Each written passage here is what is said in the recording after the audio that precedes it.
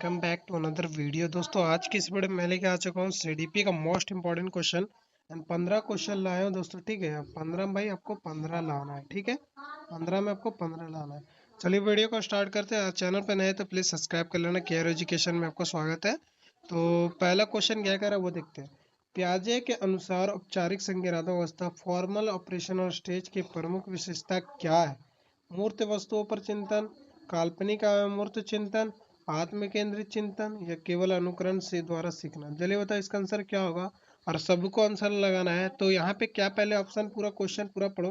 Formal formal operational stage के बारे में प्रमुख प्रमुख विशेषता के बारे में पूछ रहा है। तो ये जो होता है ये तो मूर्त मूर्त वस्तुओं चिंतन किस में करता है? तो कॉन्क्रीट में करता है। कॉन्क्रीट ऑपरेशनल स्टेज में होता है। और काल्पनिक या अमूर्त चिंतन किस में करता है? फॉर्मल में। क्या है? फॉर्मल में। तो मतलब इसका आंसर क्या होगा दोस्तों? बी होगा। ठीक है ना, आंसर क्या होगा? बी होगा। चलिए आगे बढ़ते हैं। आप तो समझ गए होंगे। चलिए आगे बढ़ते हैं और दूसरा क्वेश्चन देखते हैं। दूसरा क्वेश्चन यहाँ पे क्या कह रहा है? तो दूसरा क्वेश्चन यहाँ पे कह रहा है कि कोलमबर्ग के नैतिक विकास में सिद्धांत में सामाजिक अनुबंधन अभिन्यास किस स्तर में?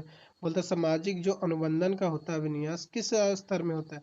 तो पूर्व परंपरागत स्तर में, परंपरागत स्तर में, या उत्तर परंपरागत स्तर में, या नैतिक यथार्थवाद में। चलिए बताओ इसका आंसर क्या होगा? तो ये सबको आंसर क्या लगा है? नैतिक यथार्थवाद में। ठीक है ना, ये क्या होगा? डी होगा। आंसर क्या होगा? आंसर होगा डी दोस्तों। ठीक है ना, आंसर क्या होगा? डी होगा। बहुत अच्छा, सबने आंसर सही लगा। चलिए आगे बढ़ते हैं और दूसरा क्वेश्चन हो चुका है। तीसरा क्वेश्चन पे चलते हैं और तीसरा क्वेश्चन यहाँ पे क्या कर रहा है वो देखते हैं। तीसरा क्वेश्चन कह रहा है कि निम्न में से कौन सा कथन वाइगोस्की सिद्धांत से सर्वाधिक संबंधित है? वाइगोस्की के सिद्धांत से रिलेटेड पूछ रहा है। तो अधिगम विकास के बाद होता है, सामाजिक अंतःक्रिया अधिगम का आधार है, विकास केवल परिपक्वता पर निर्भर है, बुद्धि जन्मजात होती है। तो अधिगम विकास के बाद नहीं होता, विकास अधिगम के बाद होता है। सामाजिक अंतःक्रिया तो होगा या विकास केवल परिपक्वता नहीं होगा, बुद्धि जन्मजात ये भी नहीं होगा। तो इसका आंसर क्या होगा? सामाजिक अंतःक्रिया अधिगम के आधार पर होता है। आंसर क्या होगा? भाई को उसकी ने कहा था क्या होगा? बी होगा। आंसर क्या होगा दोस्तों? बी होगा।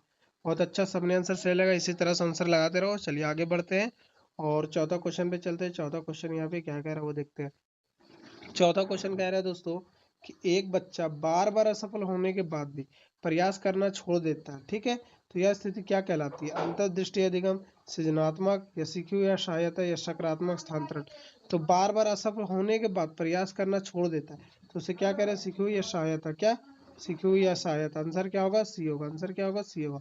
बहुत अच्छा, चलिए आगे बढ़ते हैं और अगला क्वेश्चन पे चलते हैं। 5 क्वेश्चन और 5 क्वेश्चन यहाँ पे क्या कह रहा है वो देखते हैं। 5 क्वेश्चन कह रहे हैं दोस्तों, गार्डनर बहुबुद्धि सिद्धांत के अनुसार एक छात्र जो अस्वयं की भावनाएं खुद का भावना इमोशन के अच्छी तरह समझता है उसमें जो होता है प्रमुख रूप से कौन सी बुद्धि होती है? मतलब खुद का वो अंतर व्यक्ति बुद्धि हो। क्या? अंतर व्यक्ति बुद्धि। क्या होगा? ए होगा आंसर। ठीक है ना, इंटरपर्सनल। खुद का इंट्रा मतलब खुद का, इंटर मतलब दूसरे का। ठीक है, चलिए ये तो समझ के हो गए। अब चलिए आगे बढ़ते हैं और अगला क्वेश्चन पे चलते हैं 6 का। और 6 क्वेश्चन यहाँ पे क्या कह रहा है वो देखते हैं। दोस्तों यहाँ पे 6 क्वेश्चन कह रहा है कि निम्नलिखित में से कौन सा विकास का सिद्धांत नहीं है पूछ रहा। विकास का निगेटिव पूछा, यहाँ पे नहीं है पूछा। विकास निरंतर होता है, विकास गति सभी बच्चों में समान होती है, विकास सामान्य से विशिष्ट की ओर होती है, विकास क्रमबद्ध होती है। तो जल्दी बताओ इसका आंसर क्या होगा और सबको आंसर लगाना है। तो इसका आंसर क्या होगा? निगेटिव। विकास गति के सभी समान बच्चे की समान होती है। गलत। सभी बच्चों को समान नहीं होती, सभी बच्चों को अलग अलग होती है। हो सकता है कोई बच्चा जल्दी बढ़ जाए, कोई बच्चा चुनाटा रहे, कोई बच्चा पीछे पढ़ने में तेज हो, इस तरह से। ठीक है, चलिए आगे बढ़ते हैं। आप सब समझ गए होंगे और 6 क्वेश्चन हो चुका है। 7 क्वेश्चन पे चलते हैं और 7 क्वेश्चन यहाँ पे कह रहा है कि समावेशी शिक्षा के मुख्य उद्देश्य क्या है? मतलब इंक्लूसिव एजुकेशन का मुख्य उद्देश्य क्या है?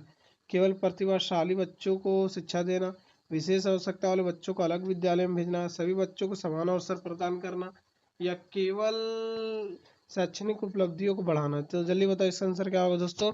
और सभी का आंसर यहाँ पे लगाना है। तो इसका आंसर क्या होगा? क्या होगा बताओ? सभी बच्चों को समान अवसर प्रदान करना। क्या होगा? सी होगा। बहुत अच्छा। तो अच्छा, चलिए आगे बढ़ते हैं और अगला क्वेश्चन पे चलते हैं कि अगला क्वेश्चन यहाँ पे क्या करा 8 का। और 8 क्वेश्चन यहाँ पे आ चुके हैं। 8 क्वेश्चन दोस्तों यहाँ पे करा थॉर्नडाइक के अधिगम सिद्धांत में तत्परता के नियम लॉ ऑफ रेडीनेस के किस पर बल देता है? बताओ। पूर्ण बलन पर, अभ्यास पर, सीखने के तैयार पर, या अनुकरण पर। तो जल्दी बताओ इसका आंसर क्या होगा दोस्तों। और सभी को लगाना आंसर। यहाँ पे थॉर्नडाइक रिलेटेड क्वेश्चन है और अगर आपने ये चैप्टर पढ़ा है थॉर्नडाइक के रिलेटेड, ये आसानी से आंसर दे देगा। जो नहीं पढ़ा वो आंसर गलत देगा। ठीक है, तो ये क्या होगा, सीखने के तैयार है, ठीक है ना, सीखने की तैयारी है, ठीक है। आंसर क्या होगा, सी होगा। बहुत अच्छा, बहुत सारा भाई सही दिया, बहुत सारा भाई गलत भी किया। चलिए कोई नहीं, चलिए आगे बढ़ते हैं और 9 क्वेश्चन देखते हैं। 9 क्वेश्चन यहाँ पे क्या कह रहा है वो देखते हैं। तो 9 क्वेश्चन कह रहा है दोस्तों कि यदि कोई बच्चा नए ज्ञान के पहले से ज्ञात अनुभव से जोड़ कर सीखता है तो यह किस प्रकार का अधिगम है, रटकर अधिगम है, और पुनः अधिगम है, या परीक्षण एवं त्रुटियों का अधिगम है, या अनुबंधन अधिगम। तो जल्दी बताओ इसका आंसर क्या होगा दोस्तों, और सभी को आंसर लगाना है। तो इसका आंसर क्या होगा, अर्थपूर्ण अधिगम है। क्या होगा, अर्थपूर्ण अधिगम है। क्या होगा, अर्थपूर्ण अधिगम। आंसर क्या होगा, बी होगा। आंसर क्या होगा, बी होगा। बहुत अच्छा, सबने आंसर सही लगाया। इसी तरह का आंसर अब लगाते रहो। और चलिए आगे बढ़ते हैं और अगला क्वेश्चन पे चलते हैं। 9 में हो चुका है, 10 क्वेश्चन पे चलते हैं। 10 क्वेश्चन यहाँ पे क्या कह रहा है। सो 10 क्वेश्चन यहाँ पे कह रहा है दोस्तों कि एक टीचर विद्यार्थियों को व्यक्तिगत विभिन्नताओं को ध्यान में रखते हुए अलग अलग शिक्षण विधियों को अपनाता है। यह किस सिद्धांत का दर्शाता है, मतलब अलग अलग विधियों को। एकरूपता का सिद्धांत है, बाल केंद्र शिक्षा, या दंड पुरस्कार सिद्धांत, या परिपक्वता है। तो जल्दी बताओ इसका आंसर क्या होगा दोस्तों, और सभी को आंसर लगाना है, ठीक है। और 5 क्वेश्चन और है, ज्यादा नहीं, 5 क्वेश्चन और है। तो एकरूपता का सिद्धांत तो होगा नहीं, बाल केंद्र शिक्षण या दंड पुरस्कार भी तो होगा नहीं, या परिपक्वता मेचुरेशन, मतलब चाइल्ड सेंटर्ड होना चाहिए। शिक्षा क्या होना चाहिए, चाइल्ड सेंटर्ड। टीचर सेंटर्ड कभी भी नहीं होना चाहिए, टीचर सेंटर्ड कभी भी नहीं होना चाहिए, याद रखना, टीचर सेंटर्ड कभी भी नहीं होना चाहिए। चलिए आगे बढ़ते हैं और अगला क्वेश्चन पे चलते हैं। ये तो आप समझ गए होंगे कि टीचर सेंटर्ड नहीं होना चाहिए, क्या होना चाहिए, चाइल्ड सेंटर्ड होना चाहिए। चलिए आगे बढ़ते हैं 11 क्वेश्चन।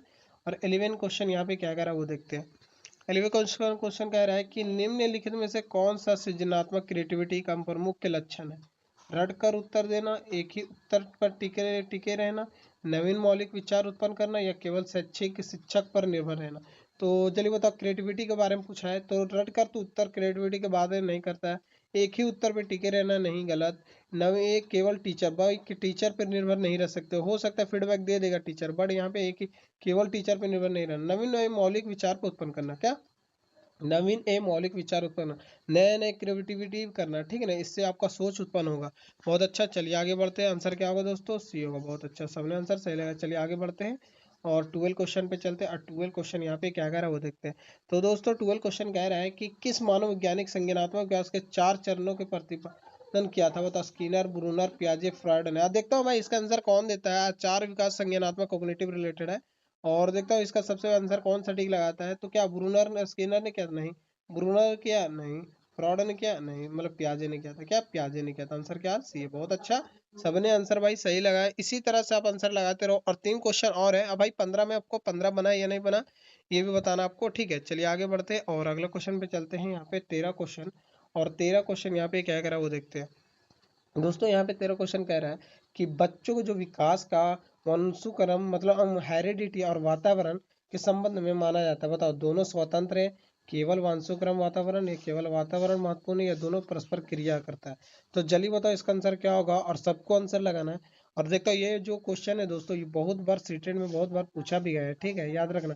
इस सीटेट में बहुत बार पूछा गया है, इसलिए मैं PYQ भी लेके आता हूँ, ज्यादा करके PYQ क्वेश्चन लेके आ रहा हूँ। और इससे आपका बेसिक मजबूत होगा, ठीक है। और यहाँ पे आंसर क्या होगा, तो दोनों परस्पर क्रिया का करता है, ठीक है ना, मतलब दोनों का काम होता है। हेरिडिटी और एनवायरनमेंट दोनों परस्पर क्रिया का काम होता है। चलिए आगे बढ़ते हैं और अगला क्वेश्चन पे चलते हैं कि अगला क्वेश्चन यहाँ पे क्या कह रहा है 14 का। और 14 क्वेश्चन पे आ चुके हैं, और 14 क्वेश्चन देखते हैं यहाँ पे क्या कह रहा है। 14 क्वेश्चन कह रहा है कि निम्न में से कौन सा आंतरिक अभिप्रेरणा, इंट्रेंसिक मोटिवेशन को उदाहरण है, पूछ रहा है। इंट्रेंसिक मोटिवेशन, इंट्रेंसिक मोटिवेशन मतलब आंतरिक, ठीक है। तो पुरस्कार प्राप्त करने के लिए पढ़ना, दंड से बचने के लिए पढ़ना, ज्ञान प्राप्ति आनंद के लिए पढ़ना, या अंक प्राप्त करने के लिए पढ़ना। तो जल्दी बताओ इसका आंसर क्या होगा। इंट्रेंसिक, आंतरिक अभिप्रेरणा के बारे में पूछ रहा है। तो ये तो पुरस्कार प्राप्त करने के लिए तो बाह्य प्रेरणा, दंड से बचने के लिए बाह्य प्रेरणा, और अंक प्राप्त करने के लिए ये भी बाह्य प्रेरणा, मतलब ज्ञान प्राप्ति आनंद के लिए पढ़ना है। क्या होगा, सी होगा। क्या होगा आंसर दोस्तों, आंसर क्या होगा, सी होगा। बहुत अच्छा, सबने आंसर सही लेगा। इसी तरह से आप आंसर लगाते रहो। और इस प्रैक्टिस सेट का लास्ट क्वेश्चन पे चलते हैं कि लास्ट क्वेश्चन यहाँ पे क्या कह रहा है। और 15 क्वेश्चन पे आ चुके हैं दोस्तों, और 15 क्वेश्चन देखते हैं कि 15 क्वेश्चन यहाँ पे क्या कह रहा है। तो यहाँ पे कह रहा है सतत व्यापक मूल्यांकन CCA का मुख्य उद्देश्य क्या है। कंटिन्यूअस कंप्रेहेंसिव एवल्यूशन का मुख्य उद्देश्य केवल अंतिम परीक्षा पे बल देना क्या, या केवल अंक प्रदान करना क्या, या अधिगम प्रक्रिया निरंतर मूल्यांकन करना क्या, या विद्यार्थी को तुलना करना। तो जल्दी बताओ इसका आंसर क्या होगा, और सभी को आंसर यहाँ पे सटीक लगाना है। अब भाई ये जो आंसर आपको क्या करना है, ये जो आंसर आपको क्या करना है, ये जो आंसर आपको कमेंट में बताना है, क्या, कमेंट में बताना है, ठीक है, कमेंट में बताना आपको। और ये भी बताना है भाई आपका 15 में कितना बना, 15 में कितना बना, ठीक है। और चैनल पे अगर नए हैं तो प्लीज सब्सक्राइब कर लेना, सब्सक्राइब कर लेना, ठीक है। और यहाँ पे पीवाईक्यू डेली तो कराता रहता हूँ, और पीवाईक्यू डेली देखो दोस्तों, और ज़्यादा टाइम नहीं है, ठीक ना, जितना प्रैक्टिस सेट लगाना चाहते हो उतना लगाओ। और केयर एजुकेशन में डेली यहाँ पीवाईक्यू यहाँ पे अपलोड होता है, और डेली यहाँ पे लगाया करो। और अगर चाहते हो तो कोई भी टॉपिक पे, अगर सीटेड के रिलेटेड कोई भी टॉपिक पे तो वीडियो बनाना, तो यहाँ पे आप कमेंट में बता दो, उस वीडियो पे मैं बना दूंगा। मिलते हैं फिर एक नेक्स्ट वीडियो में, तब तक के लिए टेक केयर, बाय बाय।